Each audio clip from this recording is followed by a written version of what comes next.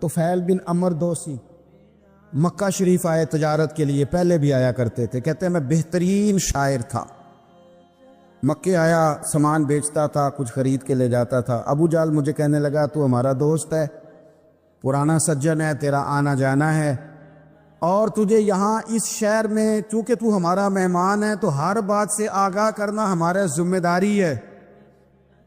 یہاں ایک شخص ہے محمد ابن عبداللہ، محمد ابن عبداللہ صلی اللہ تعالی علیہ وسلم اعلان نبوت کرتے ہیں اور معاذ اللہ شاعر ہیں، جادوگر ہیں، ان کی تو نے بات نہیں سننی۔ کہتا میں نے کہا مجھے کیا ضرورت ہے، میں نے چند ہفتے ٹھہرنا ہے، مال بیچنا ہے، کچھ خریدنا، چلے جانا ہے، مجھے کیا ضرورت ہے؟ کہا اچھا میں نہیں سنوں گا بات۔ کہتا مجھے نظر آئے کئی دفعہ حضور، اور جہاں حضور ہوتے تھے میں قریب ہی نہیں جاتا تھا۔ کہتے ہیں ایک دن نا حرم شریف میں سادے سے کپڑے اور پاؤں میں سونے جوتے اور سر پہ یوں امامہ کے جیسے فرشتے بھی جھک جھک کے زیارت کرتے ہیں۔ کہتے ہیں کہ نور بھری کیفیات حضور تشریف لائے، اور تشریف لا کے رسول کائنات علیہ السلام حرم کعبہ کے ساتھ ٹیک لگا کے بیٹھ گئے، قرآن پاک پڑھنے لگے۔ میں جب حضور کے قریب سے گزرتا تھا تو کانوں میں روئی دے کے گزرتا تھا، پر طفیل کہتے ہیں آج نا تھوڑی سی آواز میرے کانوں میں گئی، قرآن پڑھا محبوب نے۔ اور ویسے بھی کیا کمال ہوگا جب یاسین والے نبی خود یاسین پڑھتے ہوں۔ کہتے ہیں وہ تھوڑی آیتیں سنی پر قربان جائیں میرا تو کوئی دل ہی بدل گیا۔ میں بڑا بہترین شاعر تھا، لفظوں کے تراشے مجھے خوب آتے تھے، الفاظ کے بام و در سے میں آگاہ تھا، اچھا ادب میں جانتا تھا، پر میں نے کہا یہ کلام، یہ انداز، لو انزلنا ھذا القرآن علی جبل لرأیتہ خاشعا متصدعا من خشیۃ اللہ، یہ انداز پتھروں پہاڑوں پہ جائے تو وہ ریزہ ریزہ ہو جائیں۔ کہتے ہیں تھوڑا سا پڑا قریب نے اور پھر نظریں جھکائے ہوئے حضور اپنے گھر گئے، سرکار چلے تو میں پیچھے پیچھے، حضور گھر میں چلے گئے تو میں نے دروازے پہ دستک دی، باہر آئے، سلام لی۔ میں نے کہا محبوبہ وہ جو آپ پڑھ رہے تھے تھوڑا اور نہیں سنا دیتے، تھوڑا اور نہیں تلاوت کر دیتے؟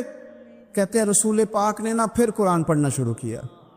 میں کبھی بیٹھتا تھا کبھی اٹھتا تھا، جب حضور نے تلاوت مکمل کی تو میں نے آگے بڑھ کے ید اللہ والا ہاتھ تھاما اور دست مبارک پکڑ کے کہا سونیا، یہ مجھے کہتے تھے نہ سننا، میں نے زمانہ دیکھا ہے، میں کوئی عام آدمی نہیں، میں سردار ہوں، میں نے دنیا دیکھی ہے، مجھے قسم ہے جو آپ کی زبان سے نکل رہا ہے وہ بشر کا کلام نہیں، آپ مجھے کلمہ پڑھائے، میں مسلمان ہونا چاہتا۔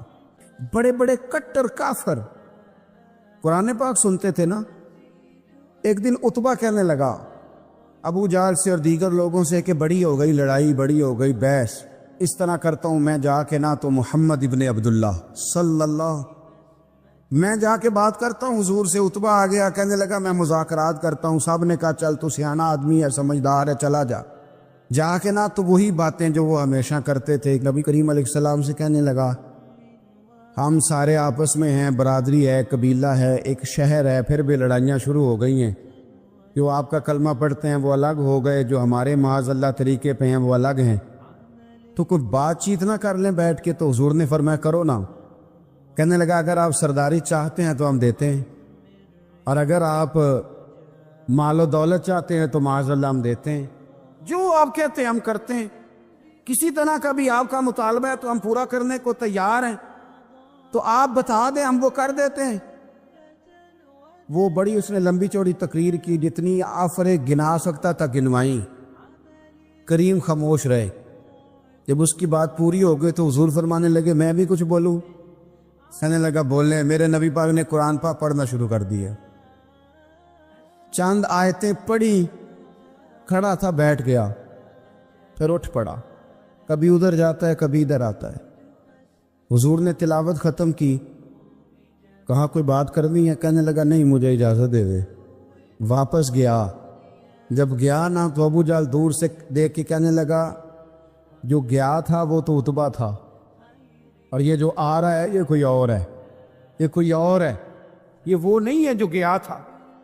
واپس آیا تو کہا کیا طے ہوا؟ کہنے لگا یار طے کیا کرنا ہے، میں نے شاعر بھی دیکھے، کاہن بھی دیکھے، جادوگر بھی دیکھے، میں نے زمانہ گھوما ہے، پر جو قرآن وہ پڑھتے ہیں وہ بندے کا کلام نہیں، وہ رب کریم کا ہی کلام ہے، وہ اللہ کا کلام ہے، تم نہیں مقابلہ کر سکتے، تم باز آ جاؤ، وہ تمہارے بس کی بات نہیں۔ فَلْيَضْحَكُوا قَلِيلًا وَلْيَبْكُوا كَثِيرًا، فرمایا انہیں چاہیے تھا کہ تھوڑا ہنستے، وَلْيَبْكُوا كَثِيرًا، اور زیادہ روتے، چاہیے تھا کہ ہنسنا کم کرتے، رونا زیادہ کرتے، لیکن ہمارے ہاں بات بات پہ ہنسنا، مذاق بنانا، مذاق اڑانا، نتیجہ کیا ہے؟ حضور علیہ السلام نے فرمایا بہت زیادہ ہنسنا دلوں کو مردہ کرتا ہے، انسان روئے، اس کے آنسو نکلے اللہ کے لیے، اس کے محبوب کی محبت کے لیے۔ نبی پاک صلی اللہ تعالی علیہ وسلم نے فرمایا، بخاری شریف میں صحیح درجے کی روایت ہے، کریم فرماتے اگر تم وہ جان لیتے نا جو میں جانتا ہوں، اگر تمہیں اس کا علم ہوتا نا جس کا مجھے علم ہے، تو فرمایا تم رویا کرتے، تمہاری کیفیات اور ہو جاتی۔ تم اگر وہ جان لیتے جو میں جانتا ہوں۔ اصحاب صفا کے پاس قرآن مجید کی کوئی آیت تلاوت کی گئی تو وہ رونے لگے، صحابہ رو پڑتے تھے، اللہ کے خوف سے، خشیت سے رو پڑتے تھے۔ کوئی آیت تلاوت کی گئی، اصحاب صفا رو پڑے، ان کو روتا دیکھ کر حضور بھی آئے، اور اللہ کے رسول کی آنکھوں میں بھی آنسو آئے، اور پھر اللہ کے حبیب علیہ السلام نے اس عمل کا اظہار فرمایا۔ حضور فرمانے لگے جو آنکھیں رب کے خوف سے آنسو بہاتی ہیں نا، ان کو اللہ پھر دوزخ پر حرام کر دیتا، پھر وہ جہنم میں نہیں جایا کرتا۔ اللہ کے خوف سے چھلک پڑی، جذبات ابل کر باہر آ گئے۔ اللہ کے پیارے محبوب صلی اللہ تعالی علیہ وسلم نے فرمایا قیامت والے دن کچھ لوگ ایسے ہوں گے جن پر انبیاء اور اولیاء رشک کریں گے، ان کے چہرے 14ویں رات کی طرح چمک رہے ہوں گے، انہیں نور کے ممبروں پہ بٹھایا جائے گا۔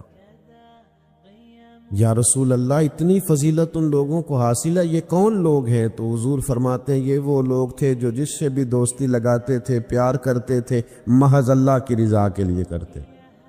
تو پچھلی نیکیاں بھی دوستوں کی یاد رکھیں۔ صحیح بخاری سے ایک حوالہ عرض کرتا ہوں، نبی پاک صلی اللہ تعالی علیہ وسلم کا نا ایک راز لیک ہو گیا۔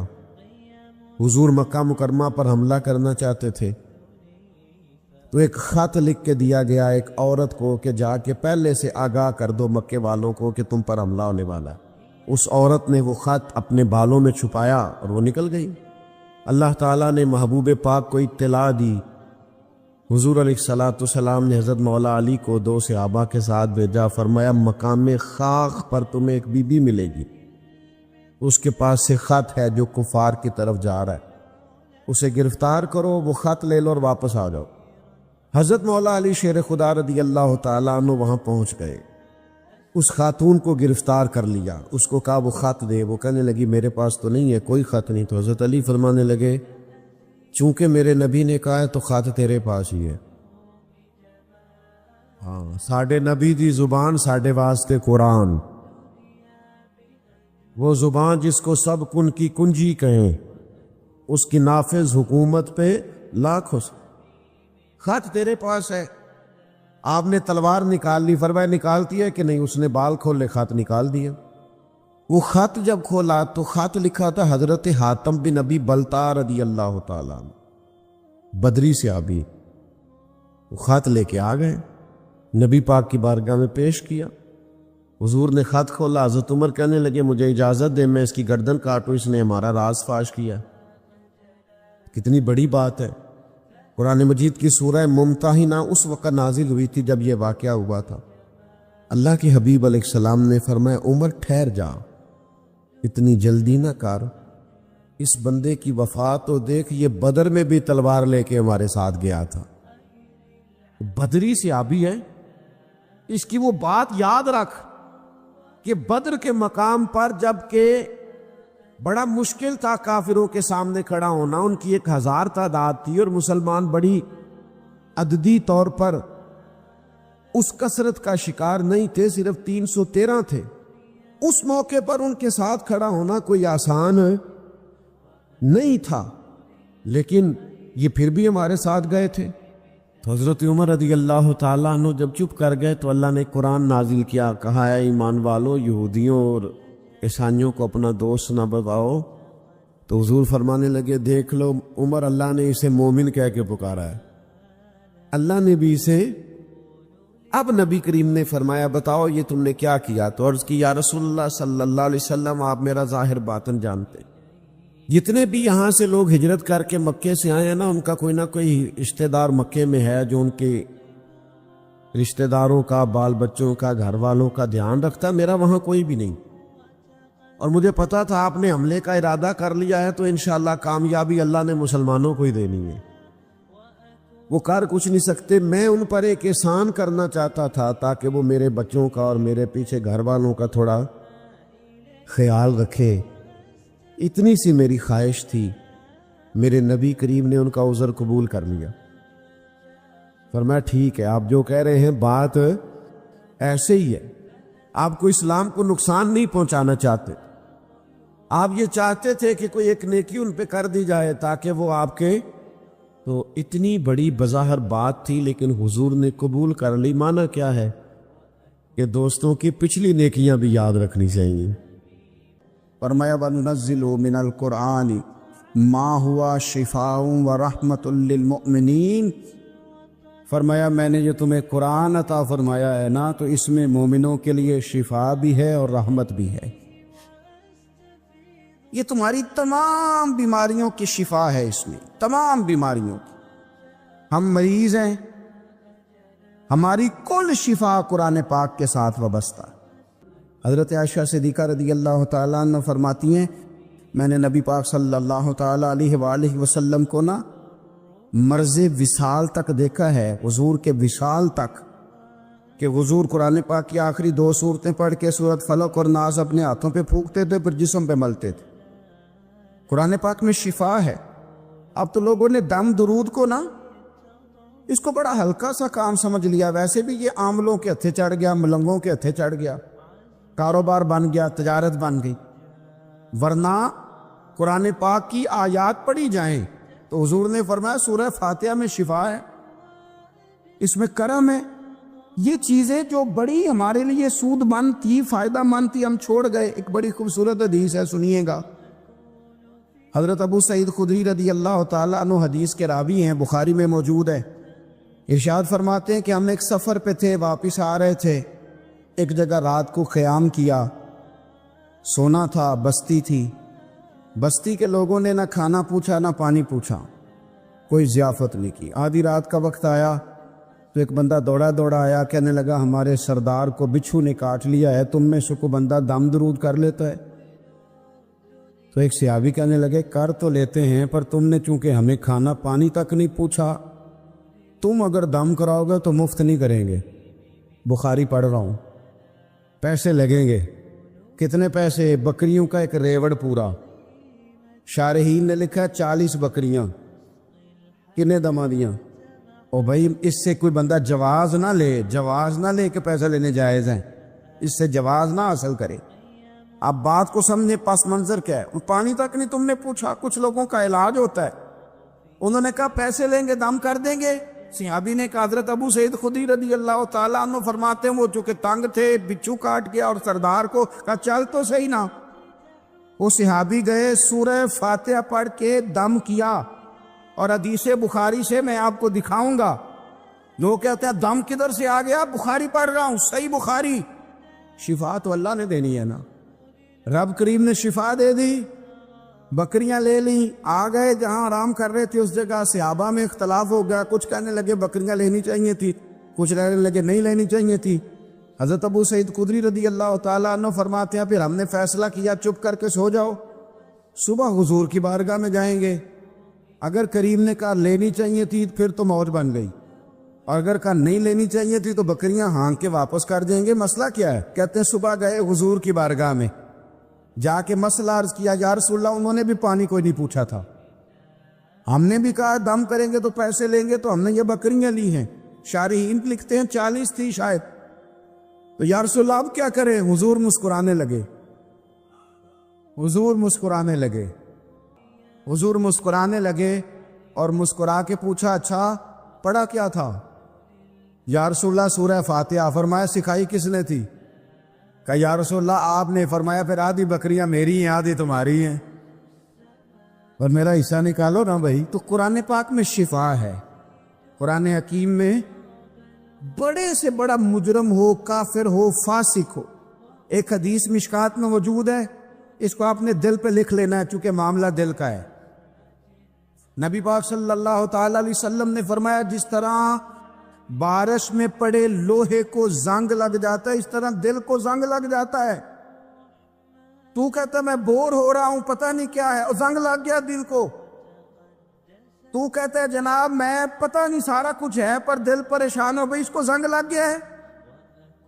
ہم کہتے ہیں یار پتہ نہیں کیا بات ہے، پریشانی ہو، بھئی دل کو زنگ لگ گیا ہے۔ کریم فرمانے لگے جس طرح بارش میں پڑے لوہے کو زنگ لگ جاتا ہے، اس طرح دلوں کو بھی زنگ لگ جاتا ہے۔